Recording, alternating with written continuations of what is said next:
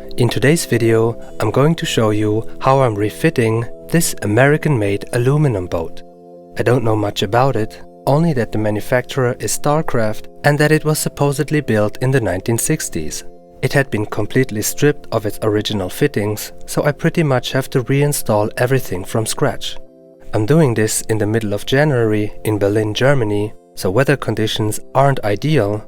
But the good news is that I managed to get a special raft that lets me hoist the boat out of the water so I can work on it as comfortably as if it were on land on a hard stand. Since this is an aluminum boat, it's super lightweight, which means I can easily handle it on my own. This raft, by the way, was built by a friend of mine who also lives out here on the water. He built it entirely out of scrap materials, and what a brilliant idea it turned out to be.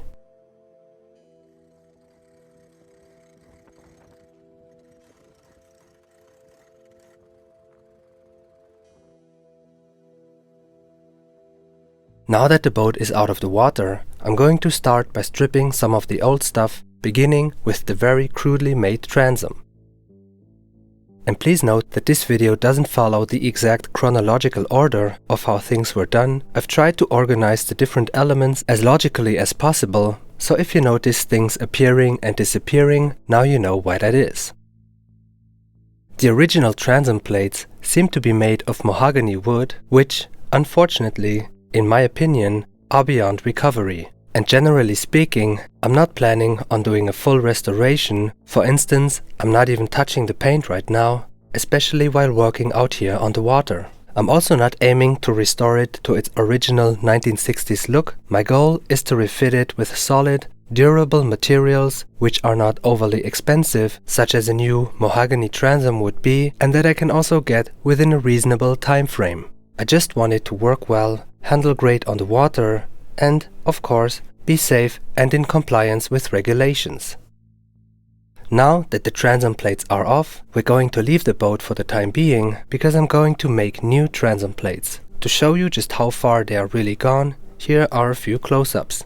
The parts where the wood is chipped off aren't even the worst of it. I can tell and even feel, just by the weight, that these boards are completely rotten. I'm going to make the new transom plates out of film-faced plywood plates. I chose this material a bit reluctantly because it will take away some of the classic look of the boat, but it's really out of necessity because it's quite difficult to source exotic wood of this size in one piece here in Germany. And even if I could get it, the two plates would probably cost more than what I paid for the entire boat. And even though they're not as pretty, the plywood plates are incredibly strong, so in that regard, the sacrifice is acceptable.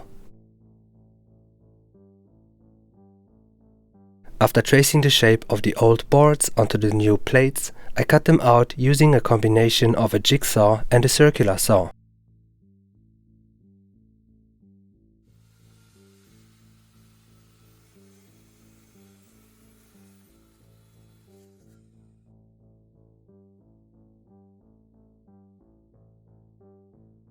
I sand down the sharp edges and will eventually seal the exposed cuts with a paint specifically designed for film-faced plywood plates.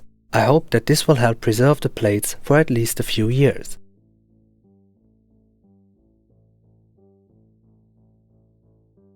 Alright, now back to the boat. The rear end has a bunch of holes drilled through it, so I'm going to quickly seal them up with Sikaflex. I'll press it into shape using some duct tape.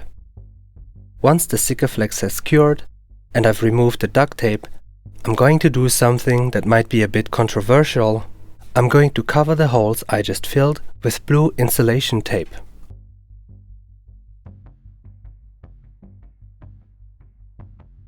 And so next, I can put in the new transom plates for the first time. I make sure they sit in the proper position. I add some clamps to hold them in place. Now I can drill the necessary holes through the plates. This project was fascinating because it challenged me to solve a variety of smaller problems and organize my ideas. At times, the sheer number of steps involved can feel overwhelming, so it's essential for me to find a method to structure my thoughts and guide me through the process. That method came in the form of milanote, today's video sponsor, a simple yet powerful tool for organizing creative projects. I used milanote to keep track of the different areas on the boat that needed work. Thanks to its intuitive and user-friendly interface, I was able to quickly map out my ideas and keep everything organized from the start. Whenever inspiration struck or a new idea came up for a specific part of the build, I could go straight to that board in milanote and pick up right where I left off. It offers a wide range of tools, notes, links, to-do lists, drawing and more to help structure and develop your project in detail. Here, allow me to give you an example. When I was planning the electrical system for my aluminum boat, I first made a very simple wiring diagram with the help of a simple drawing tablet, or if I had an iPad, I could draw on it directly. This helped me to clearly see which components I need and in which order to wire them. Next, I would go and do some research, and when I found the right product, I would create a link card that will directly bring me to a given product. I can then pull this little arrow to indicate to which element it belongs. And so, after adding the links to all the elements I need, I could, if I wanted, drag in a little table where I could add the different costs for the different elements. And when I'm happy with everything, I would insert a to-do list and start planning the different steps of the build. I also rely on it extensively for my daily and weekly planning, whether it's creating a to-do list for upcoming tasks or something as simple as a shopping list. Milanote is incredibly versatile. With a variety of templates tailored to different fields and scenarios, it works just as well for professionals as it does for hobbyists. In my opinion, anyone looking to streamline their workflow or enhance their creative process can benefit from using milanote. Milanote is available for free with no time limit to sign up for a free Milanote account using the link in the description. And with that, I can secure the plates in place for the final time. Admittedly, I could have done a more thorough job sealing off those unnecessary drill holes. However, since I don't have an aluminum welder and plan to take the boat out of the water later this year to address the exterior paint job, I'll have another opportunity to deal with this properly at a later date. Next, we're going to deal with the floor. For this, I got a 3mm aluminum plate. Putting in a solid floor serves at least two purposes. One is obviously so we're not stepping directly into the bilge of the boat. The other is to add stability, as aluminum boats are relatively flexible and tend to wobble if the hull isn't properly supported in various areas. To cut the aluminum, I simply use a jigsaw, and I have to say, I was really surprised. Having never cut an aluminum board of this size, I didn't expect the jigsaw to go through it so easily. Next, I'm going to add some rubber strips to the frames on the floor of the boat. And with that, we can put in the first floor plate.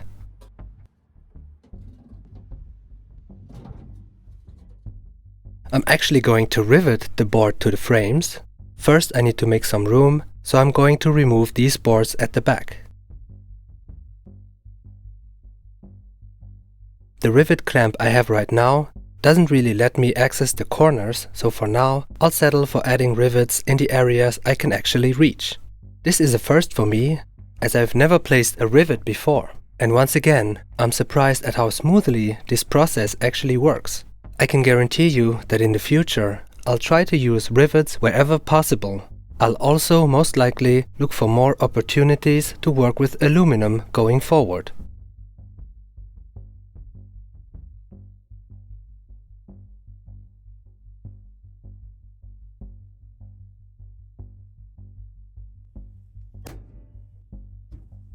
Now that the first floorboard is riveted in place, keeping in mind that I'll need to add a few more rivets in the corners later with a different type of clamp, I can move ahead and add a floor to the forward area. For this, I decided to use some old cardboard pieces to create a template.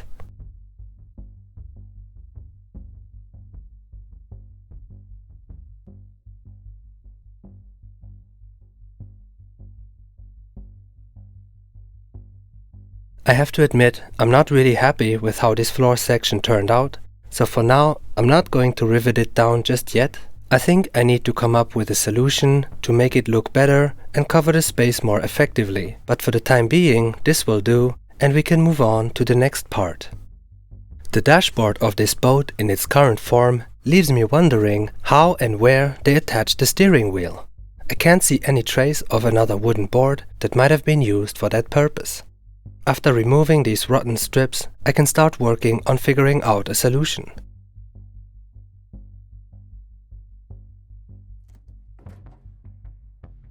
I can see a small plate with some holes welded on one side, but unfortunately, the plate is missing on the other side. To start, I'm going to pull a string from one side to the other. This will allow me to measure the size of the plate I'll need for the dashboard. With a simple cardboard template, I can determine the shape needed for the plate to fit snugly beneath the borders on the sides. With that, I'm ready to cut the dashboard plate. And at this point, I'm sure it's no surprise, I'll be using a film face plywood plate for this too. But I've got something really special planned to cover up that plywood plate, so stick around to see what it is. First though, I'll need to figure out a way to attach the dashboard plate on the side where that little piece is missing. And since there are already a bunch of screws drilled into the hull for that old pulley system used back in the day as a steering mechanism, I'm going to use some leftover aluminum plate to make a small bracket that I can attach to the side of the boat right here.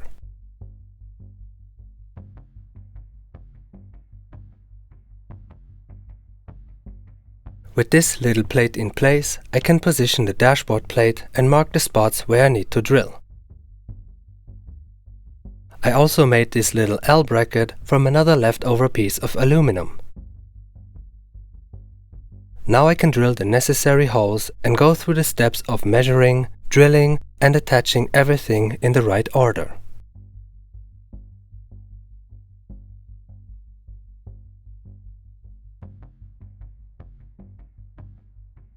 One of the final steps is to mark the shape of the rounded upper part of the dashboard and cut out the plate. With that done, I can go ahead and attach my bracket plate to the new dashboard plate.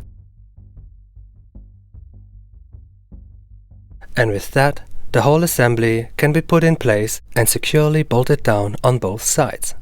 Alright, with the dashboard plate in place, I'm going to leave it for now because I'll be topping it off with a so-called marbled stainless steel plate.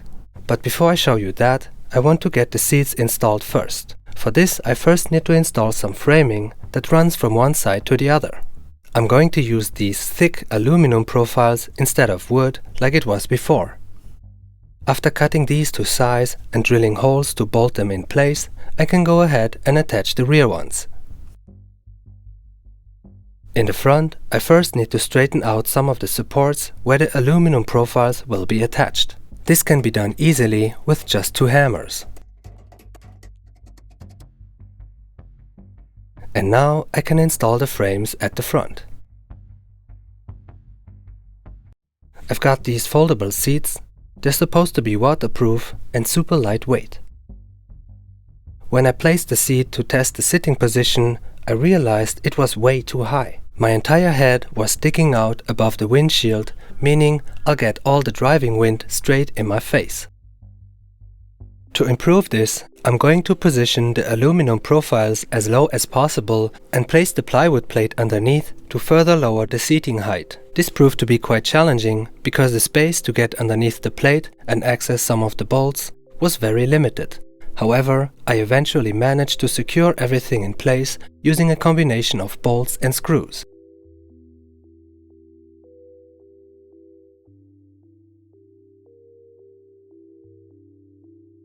Before installing the seats, let's get back to the dashboard plate.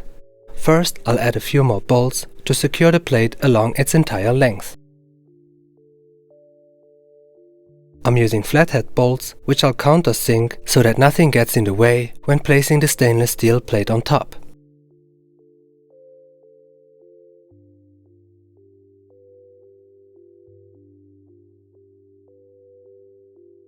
After tracing the shape of the dashboard onto the stainless steel plate, we'll cut it out using an angle grinder. The main concern here is to avoid overheating the material to prevent discoloration along the cut edges.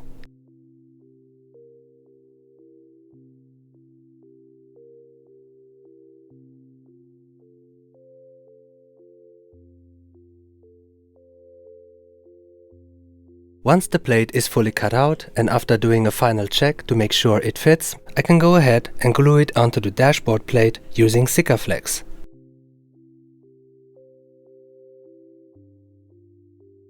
After letting it cure for a day, it's time for the big reveal. And there you have it.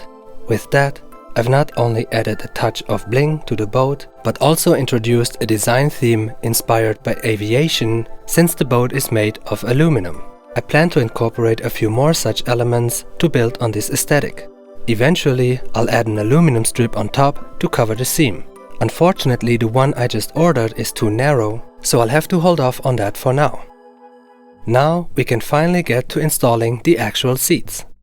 First, I'm going to mount them on a very thin plywood plate. After drilling some holes, I'll seal them with that special paint. I'm also adding some rubber strips underneath the seats for good measure. And of course, I can't resist putting some of that insulation tape wherever I can. Now the seats can be placed into the boat and I can screw the plate down securely. With the seats in place, the next step would be to install the steering wheel. Unfortunately, we've run out of time for today's video, so we'll have to save that for part 2 of this build. Before we wrap up, let me mention a couple of other items I've worked on so far. The inner lining along the borders on the left and right was originally made from plywood plates, and I'm replacing them with aluminum strips.